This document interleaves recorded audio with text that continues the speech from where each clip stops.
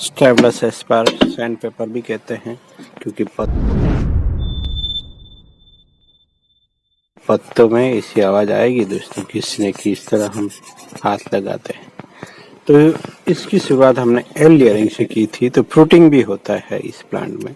तो डिज़ाइन कुछ ज़्यादा पसंद नहीं आई, कुछ डैमेज हुआ, इसलिए मैंने पूरा प्लांट को हार्ड चॉपिंग कर लिया था। आप देख सकते हैं दोस्तों, पूरे प्लांट को, कई प्लांट को मैं इस बार ऐसा कर चुका हूँ, क्योंकि अब मैं टेरेस पे आ गया। तो टेरेस गार्डनिंग करना पड़ेगा, तो स्पेस कम है, तो मैं प्लांट भी इसी के तहत थोड़े छोटे डिजाइन अपने आप हो जाते हैं। छोटे डिजाइन करने लगा है, सब मुझे भी लग रहा है।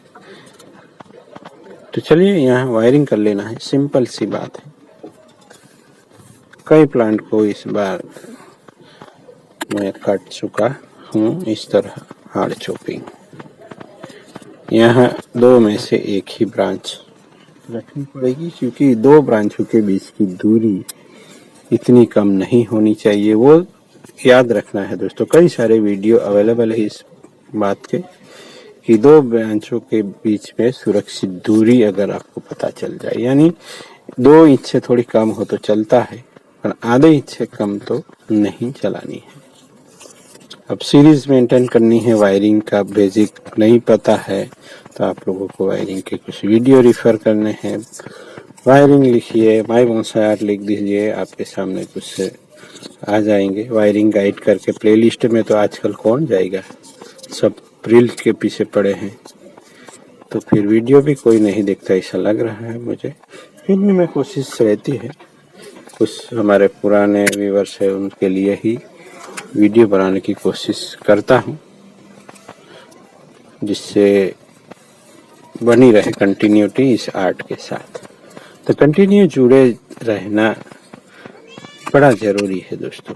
अब बोनसाई की वीडियो लगातार देखेंगे तो ही आप इसे बनाने की कोशिश कर सकते हैं, नहीं तो आप कुछ और वीडियो देखने लगे हैं तो फिर वो चीज़ों के प्रति आपका झुकाव हो जाता है। आपकी मर्जी है। तो मैं तो कंटिन्यू बने रहता हूँ कई सालों से। तो चलिए वायरिंग हो गया है। अब यहाँ आती है दोस्तों बेंडिंग लेने की बात। अब यहाँ जो भी बेंडिंग या कुछ करके हम जो कुछ भी करेंगे वो फाइनल बिल्कुल भी नहीं होगा। यहाँ हम केवल इनिशियल मूवमेंट के लिए वर्क कर रहे हैं। अगर वो मूवमेंट या बेसिक स्टॉक बना रहे हैं तो जहाँ ब्रांच आएगी वहाँ से हमें टर्न ले लेना है, चाहे कौन सी भी दिशा क्यों ना हो, वहाँ से हमें टर्न लेना है।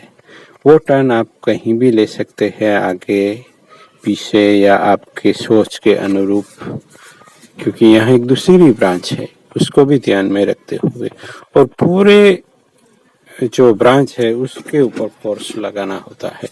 कहीं एक जगह अगर लग गया तो फिर ये ब्रांच टूट सकती है ना। तो यहाँ आ गए ब्रांच, तो यहाँ से भी हमें ले लेना होता है टर्न।